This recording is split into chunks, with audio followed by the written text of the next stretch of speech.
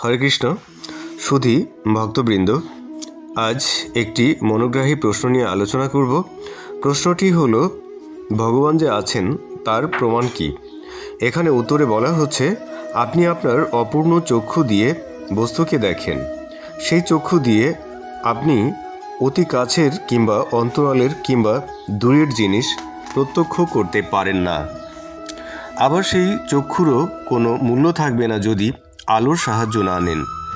আলোর সাহায্য আছে বলেই আপনি দেখতে পাচ্ছেন।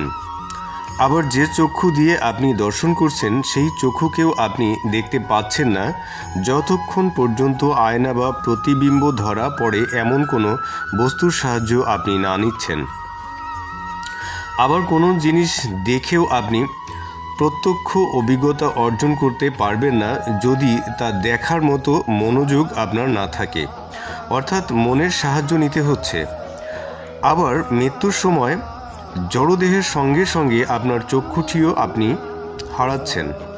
এভাবে দেখা যায় যে আপনার দর্শন ক্ষমতা কত তুচ্ছ আর নগণ্য।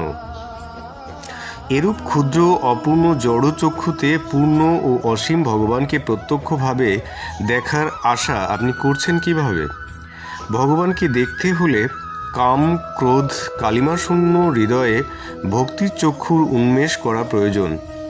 শ্যামসুন্দরকে ভক্তি বিলোচনেনও বলা হয়েছে, অর্থাৎ ভক্তি চক্ষুতে দর্শন করতে হয়।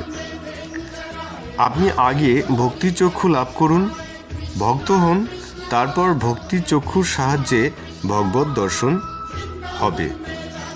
ভগবান অদক্ষজ, অর্থাৎ তিনি এই জড়চক্ষুর অতীত কামময় চক্ষু দিয়ে প্রেমময়ের দর্শন